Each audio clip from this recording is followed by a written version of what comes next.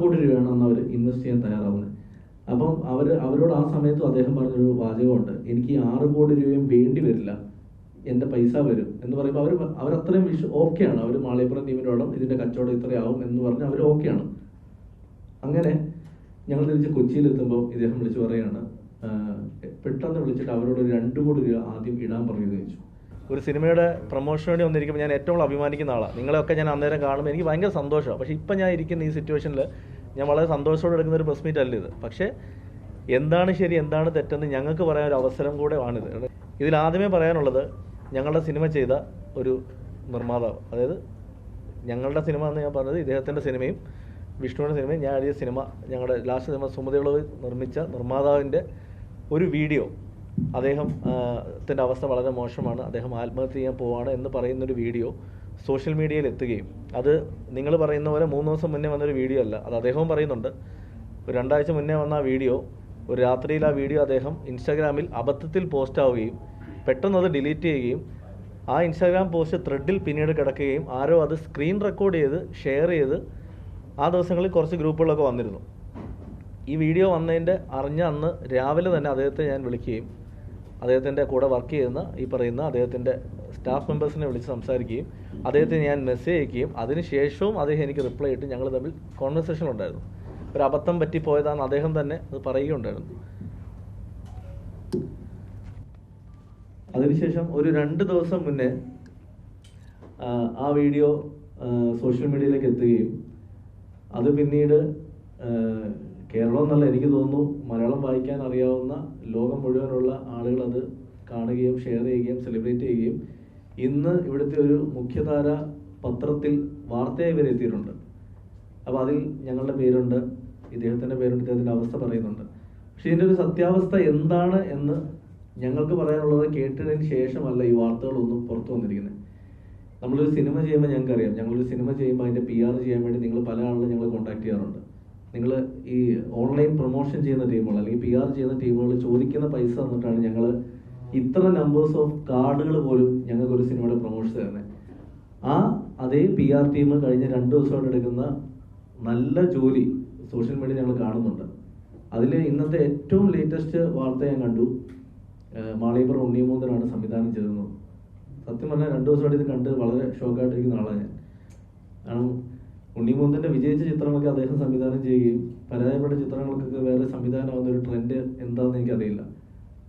അതിനെപ്പറ്റി സംസാരിക്കാം. അതിനു മുന്നേ ഈ വിഷയം, മുരളിച്ചാൻ്റെ വിഷയം, ഈ വീഡിയോ വന്നു, അദ്ദേഹത്തിന് ഈ സിനിമ നഷ്ടമാണെന്ന് പറയുന്നു, അദ്ദേഹം ഒരു കണക്ക് പറയുന്നു, അദ്ദേഹം 22 കോടി രൂപയോളം എന്നൊക്കെ പറയുന്നുണ്ട്. ഇപ്പം ഈ സിനിമ എന്ന് പറയുന്ന വ്യവസായം ഒരു സംവിധായകനോ ഒരു റൈറ്ററോ വിചാരിച്ചാൽ മാത്രം കൂട്ടുന്ന ഒരു ബഡ്ജറ്റ് അല്ല സിനിമാ വ്യവസായം എന്ന് പറഞ്ഞാൽ. അതിൽ വർക്കെടുക്കുന്ന ഒരുപാട് പേരുണ്ട്.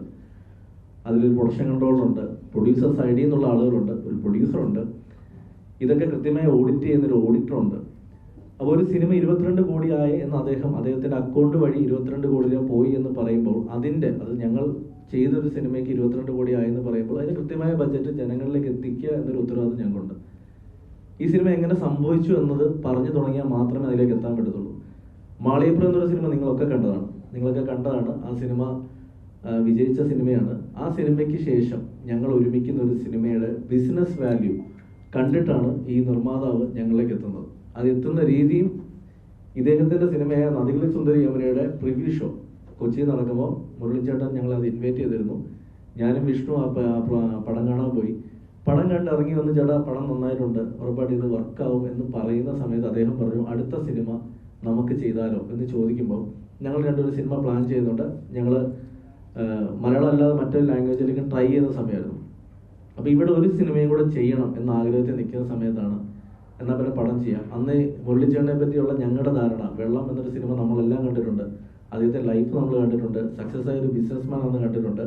വളരെ ചിരിച്ചുകൊണ്ട് വളരെ പോസിറ്റീവായിട്ട് ഒരു പ്രൊഡ്യൂസർ നമ്മൾ പടം ചെയ്യുന്നു എന്ന് പറഞ്ഞ് നിൽക്കുമ്പോൾ ഞങ്ങൾ അദ്ദേഹത്തെ വിളിച്ചിട്ട് നമുക്ക് ചെയ്യാം ചേട്ടാ, ഞാൻ വിജീഷിനെ വിളിച്ചിട്ടാണ് അദ്ദേഹത്തെ നമ്പർ വാങ്ങിക്കുന്നത്, ചേട്ടാ നമുക്ക് പടം ചെയ്യാം എന്ന് പറഞ്ഞിട്ട് ഞാനും വിഷ്ണുവും അദ്ദേഹത്തിൻ്റെ ഫ്ലാറ്റിൽ പോവുകയും ഞങ്ങളൊരു കഥ പറയുകയും ചെയ്തു. ഞങ്ങൾ പറഞ്ഞ കഥ സുമതിയുള്ളവൻ്റെ കഥയല്ല, ഞങ്ങൾ പറഞ്ഞത് ജിംഗിൾ ബെൽസ് എന്ന് പറയുന്ന ഒരു സിനിമയുടെ കഥയാണ്. ഒരു 6 കോടി രൂപയോളം ബഡ്ജറ്റിൽ തീരുന്ന ആ മാളികപ്പുറത്തിലെ 2 കുട്ടികളെയും ദേവനന്ദയും ശ്രീപത്തിനെയും പ്ലസ് ഒരു ഹീറോയും കൂടെ വെച്ചിട്ടുള്ള ഒരു കഥയായിരുന്നത്.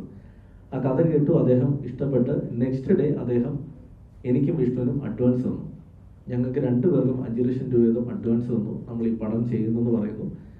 ബാക്കി എല്ലാ ആളുകളെയും നമ്മൾ കോർഡിനേറ്റ് ചെയ്യുന്നു. ഇതിൻ്റെ സ്ക്രിപ്റ്റ് ലോക്ക് ചെയ്യുന്നു. മൂകാംബികയിൽ പോയി ആ സ്ക്രിപ്റ്റ് പൂജിച്ചതിൻ്റെ പോസ്റ്റുകളൊക്കെ അദ്ദേഹത്തിൻ്റെ ഫേസ്ബുക്കിലും എൻ്റെ ഫേസ്ബുക്കിലും വിഷ്ണുവിൻ്റെ ഫേസ്ബുക്കിലുണ്ട്. അതിനുശേഷം ഞങ്ങൾ തിരിച്ചു വരുന്നു. ആ സമയത്ത് സിനിമയുടെ മൊത്തത്തിലുള്ള സക്സസ് ഫോർമുലാസ് ഒന്ന് മാറി തുടങ്ങിയ സമയമായിരുന്നു. അതൊരു ത്രില്ലർ സിനിമയായിരുന്നു, ഒരു ത്രില്ലർ മൂഡിലുള്ള സിനിമയായിരുന്നു. അപ്പോൾ അതാണോ ചെയ്യേണ്ടത് എന്നൊരു ഡൗട്ടിൻ്റെ പുറത്താണ് ഞങ്ങൾ ആ സമയത്ത് അദ്ദേഹത്തിൻ്റെ ഫണ്ടില്ല.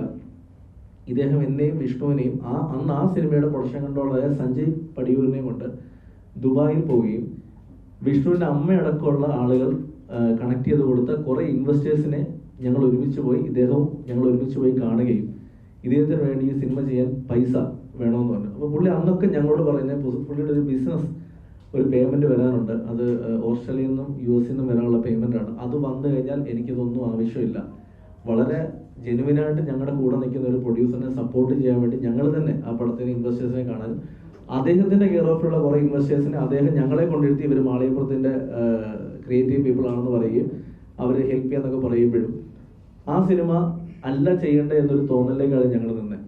ആ സമയത്താണ് ഒരു ദിവസം ഈ മുരളിച്ചേട്ടനോട് ഞാനാണ് പറയുന്നത്, മുരളിച്ചേട്ടാ 2019 ഞങ്ങൾ ചെയ്യാനുള്ള സിനിമയുണ്ട് മാളികപ്പുറത്തിന് മുന്നേ, സുമതി വളവ് എന്നൊരു സിനിമ. അതൊരു യഥാർത്ഥ സ്ഥലത്തെ ബേസ് ആയിട്ടുള്ളൊരു ഹൊറർ സിനിമയാണ്. 2019 ആ സിനിമ അർജുൻ കേട്ടിരുന്നു. പക്ഷേ ആ 2019 അർജുനെ വെച്ചിട്ട് ആ സിനിമ ചെയ്യാൻ പ്രൊഡ്യൂസേഴ്സ് വന്നിട്ടാണ്. അന്നൊരു ബിസിനസ് വാല്യൂ ഒന്നും അർജുൻ അത്ര ഇല്ല. അതൊരു വലിയ അത്യാവശ്യം ബഡ്ജറ്റ് ആവുന്നൊരു സിനിമയാണെന്ന് പറയുമ്പോൾ പുള്ളി പറഞ്ഞു, എൻ്റെ കയ്യിൽ ഒരു 3.5-4 കോടി രൂപയുണ്ട്, ഇത് വെച്ച് നമുക്ക് സ്റ്റാർട്ട് ചെയ്താൽ. അപ്പോൾ ഞാൻ പറഞ്ഞു, ചേട്ടാ എന്തായാലും ആ സിനിമ അന്ന് സ്ക്രിപ്റ്റ് ഫൈനലല്ല, ചേട്ടാ എന്തായാലും ആ സിനിമ 10 കോടിക്ക് അടുത്തെങ്കിലും വരും എന്ന് ഞാൻ പറഞ്ഞിരുന്നു. അപ്പോൾ പുള്ളി പറഞ്ഞു നമുക്കത് നോക്കാം എന്ന് പറഞ്ഞിട്ട് പുള്ളി കഥ കേൾക്കുന്നു. കഥ കേട്ടപ്പോൾ പുള്ളി എക്സൈറ്റഡ് ആയിട്ട് പറഞ്ഞു നമ്മൾ ഈ പടം ചെയ്യുന്നു എന്ന് പറയുന്നു. അപ്പം ഞങ്ങളും തീരുമാനിച്ചെന്നാൽ സുമതിയുള്ളത് ചെയ്യാം എന്ന് പറയുന്നു. ഞങ്ങൾ ഈ ഷൂട്ട് തുടങ്ങുന്നതിൻ്റെ ഒരു 6-7 മാസം മുന്നേ കൊച്ചിയിൽ ഒരു വലിയ ഫംഗ്ഷൻ വെച്ചിരുന്നു, ഒരു ലോഞ്ച്. നിങ്ങളവർക്ക് എല്ലാവരും വന്ന ലോഞ്ച് അത് IMA ഹാളിൽ. ആ ലോഞ്ച് എന്ന് വെച്ചത് പോലും അദ്ദേഹത്തിന് ഇങ്ങനെ ഒരു പ്രൊജക്റ്റ് വരുന്നുണ്ടെന്ന് പബ്ലിക്കിനെ അറിയിക്കണമെന്നും അതുവഴി അദ്ദേഹത്തിന് ഇൻവെസ്റ്റേഴ്സിനെ കിട്ടുമെന്നും പറഞ്ഞിട്ട് തന്നെയാണ് അന്ന് ആ ലോഞ്ച് വെച്ചത്. ആ ലോഞ്ചിൽ പോലും ഞാനും വിഷ്ണുവും അടക്കമുള്ള എല്ലാവരും സംസാരിച്ചിട്ടുണ്ടായിരുന്നു. ഇതൊരു വലിയ ബഡ്ജറ്റിൽ ഒരുങ്ങുന്ന സിനിമയാണ്, അർജുൻ അശോകന്റെ കരിയറിലാണ് ഏറ്റവും ബഡ്ജറ്റിൽ ഒരുങ്ങുന്ന സിനിമയാണ്, ഒരു നമ്പർ ഓഫ് ഡേയ്സ് പോലും അധികമാകുന്നൊരു സിനിമയാണെന്ന് പറഞ്ഞതിന് ശേഷം ഒരു 6 മാസത്തോളം ഇതിൻ്റെ പ്രീ പ്രൊഡക്ഷനും കാര്യങ്ങളും ഒക്കെ മുന്നോട്ട് പോകുന്നു. ഈ സിനിമ തീരുമാനിക്കുന്നു, ഇത് ബാക്കി ആർട്ടിസ്റ്റിലൊക്കെ തീരുമാനിക്കുന്നു. ആ സമയത്താണ് ഒരു ഷൂട്ടിംഗ് തുടങ്ങാൻ കുറച്ച് ദിവസങ്ങൾ മുന്നേ അദ്ദേഹം പറയുന്നത് എൻ്റെ അക്കൗണ്ടിൽ 25 ലക്ഷം രൂപ പൈസ ഉള്ളൂ എന്ന് പറയുന്നു. സത്യം പറഞ്ഞാൽ ഇത്രയും ബഡ്ജറ്റിൽ ഒരുങ്ങുന്ന ഒരു സിനിമയുടെ പ്രൊഡ്യൂസർ പറയുകയാണ് എൻ്റെ അക്കൗണ്ടിൽ 25 ലക്ഷം രൂപയുള്ളൂ, പക്ഷേ പേടിക്കണ്ട എൻ്റെ പൈസ വരും എന്ന് പറയുമ്പോൾ ഈ സിനിമ നടക്കാതിരുന്നാൽ അത് മാളികപ്പുറം ടീമിൻ്റെ ഒരു സിനിമ ഡ്രോപ്പ് ആവുന്ന അല്ലെങ്കിൽ ഡിലേ ആവുന്ന ഒരു അവസ്ഥ വരല്ലേ എന്ന് ഉറപ്പിച്ചിട്ട് അതിനു മുന്നേ വേറെ പറയാണ്ട് ഇദ്ദേഹമായിട്ട് പടം ചെയ്യാൻ തീരുമാനിച്ചപ്പോൾ ഇദ്ദേഹത്തിനോട് ബാധിച്ച ഒരുപാട് പേര് വിളിച്ചിട്ട് ഇദ്ദേഹത്തിനോട് പടം ചെയ്യില്ലെന്ന് ഞങ്ങളോട് പറഞ്ഞു. അപ്പോൾ പോലും കുഴപ്പമില്ല, മുരളിച്ചേട്ടനോട് പടം ചെയ്യാം, കാരണം അദ്ദേഹം അത്ര ഡീസൻ്റ് ആയിട്ടാണ് ഞങ്ങൾക്ക് ബിഹേവ് ചെയ്തിട്ടുള്ളത്. എല്ലാ കാര്യങ്ങളും നമ്മുടെ ഒരു മൂത്ത ചേട്ടനെ പോലെ, നമ്മുടെ ഒരു ഫാമിലി മെമ്പറെ പോലെ തന്നെയാണ് അദ്ദേഹം നിന്നിട്ടുള്ളത്. അദ്ദേഹത്തിൻ്റെ ഫാമിലിയായിട്ടും നല്ല ബന്ധമായി, ഞങ്ങളുടെ ഫാമിലിയായിട്ട് അദ്ദേഹത്തിന് നല്ല ബന്ധം, അങ്ങോട്ടും ഇങ്ങോട്ടും ഒക്കെ വരുന്ന ആളായിരുന്നു. അപ്പോൾ ഈ ഇതിന് പൈസ ഇല്ല എന്ന് പറയുമ്പോൾ എൻ്റെ ഒരു സുഹൃത്ത് ചെന്നൈയിലുണ്ട്, മനോജ് എന്ന് പറഞ്ഞിട്ട്. അപ്പോൾ അദ്ദേഹം അത്യാവശ്യം സിനിമയായിട്ടും ഒക്കെ നല്ല ബന്ധമുള്ള ഒരാളാണ്. അപ്പോൾ മനോജ് ചേട്ടനോട് സംസാരിച്ചു. മനോജ് ചേട്ടനാണ് ചെന്നൈയിലെ ഒരു വലിയ പ്രൊഡക്ഷനിൽ ഈ പ്രോജക്റ്റ് നമുക്ക് സംസാരിക്കാം, അവരെ കൂടെ കോ പ്രൊഡക്ഷനിൽ കൊണ്ടുവന്നാൽ ഈ സിനിമ കുറച്ചും കൂടെ ഈസി ആയിട്ട് നടക്കും എന്ന് പറയുമ്പോൾ മുരളിച്ചേട്ടൻ അതിന് ഓക്കെ പറയുകയും ഞാനും വിഷ്ണുവും മുരളിച്ചേട്ടനും ചെന്നൈയിൽ പോവുകയും ആ ടീമിനെ കാണുകയും അവർ ഈ സിനിമ ഞങ്ങൾ കോ പ്രൊഡക്ഷൻ ചെയ്യാൻ തയ്യാറാണെന്ന് പറയുകയും അന്ന് പറഞ്ഞ ബഡ്ജറ്റിൻ്റെ പകുതി പൈസ അവർ ഇൻവെസ്റ്റ് ചെയ്യാൻ തയ്യാറായി. 6 കോടി രൂപയാണ് അന്ന് അവർ ഇൻവെസ്റ്റ് ചെയ്യാൻ തയ്യാറാവുന്നത്. അപ്പം അവരോട് ആ സമയത്തും അദ്ദേഹം പറഞ്ഞൊരു വാചകമുണ്ട്, എനിക്ക് ഈ 6 കോടി രൂപയും വേണ്ടി വരില്ല, എൻ്റെ പൈസ വരും എന്ന് പറയുമ്പോൾ അവരത്രയും ഓക്കെയാണ്. അവർ മാളികപ്പുറം ടീമിനോടും ഇതിൻ്റെ കച്ചവടം ഇത്രയാവും എന്ന് പറഞ്ഞ് അവർ ഓക്കെയാണ്. അങ്ങനെ ഞങ്ങൾ തിരിച്ച് കൊച്ചിയിലെത്തുമ്പോൾ ഇദ്ദേഹം വിളിച്ച് പറയുകയാണ്, പെട്ടെന്ന് വിളിച്ചിട്ട് അവരോട് 2 കോടി രൂപ ആദ്യം ഇടാൻ പറയുമെന്ന് ചോദിച്ചു. ഈ നിങ്ങൾ എത്ര പേർക്ക് ഈ കോ പ്രൊഡക്ഷൻ്റെ ഡീലർ എത്ര പേർക്ക് അറിയുമെന്ന് എനിക്കറിയില്ല. നമ്മളൊരു പ്രൊഡ്യൂസർ എന്ന് പറയുകയാണെങ്കിൽ നിങ്ങൾ എൻ്റെ പടത്തിന് കോ പ്രൊഡ്യൂസർ ആവണം എന്ന് പറയുമ്പോൾ ആ കോ പ്രൊഡ്യൂസ് ചെയ്യാൻ പറ്റുന്ന കമ്പനിക്ക് മിനിമം ഇദ്ദേഹത്തിൻ്റെ കുറച്ച് പൈസ ഉണ്ടാവും എന്നൊരു തോന്നലുണ്ട്. അപ്പോൾ അവരോട് ഞങ്ങൾ വിളിച്ചിട്ട് 2 കോടി ആദ്യം ഇടാൻ പറ്റുമെന്ന് വെച്ചപ്പോൾ അവരാദ്യം നോ പറഞ്ഞു. പിന്നീട് ഇതേ മനോജ് ചേട്ടനും ഇവർ സംസാരിച്ചിട്ട് അവരതിന് വില്ലിങ് ആവുകയും 2 കോടി അവർ തരികയും ദുബായിലുള്ള പ്ലോട്ട് പിക്ചേഴ്സ് എന്ന് പറയുന്ന ഓവർസീസ് കമ്പനിയായിട്ട് സംസാരിച്ചിട്ട്, വിഷ്ണുവിൻ്റെ ഒരു സുഹൃത്തോടെയാണ് സംസാരിക്കുന്നത്, 2 കോടിയല്ല, 2 കോടി ആദ്യം അവർ ഞങ്ങളോട് 2 കോടിക്ക് ഞങ്ങൾ ഈ പടം എടുക്കാമെന്ന് പറയുകയും 1 കോടി രൂപ ഷൂട്ടിന് മുന്നേ അഡ്വാൻസ് ആയിട്ട് അദ്ദേഹത്തിന്റെ അക്കൗണ്ടിലേക്ക് അയക്കുകയും ചെയ്തു. ഈ പറഞ്ഞ തിങ് സ്റ്റുഡിയോസിന്റെ 2 കോടിയും വന്നിരുന്നത് അദ്ദേഹത്തിന്റെ അക്കൗണ്ടിലേക്കാണ്. ഈ പറഞ്ഞ പ്ലോട്ട് പിക്ചേഴ്സിന്റെ 1 കോടി രൂപ വന്നതും ആ അക്കൗണ്ടിലേക്കാണ്.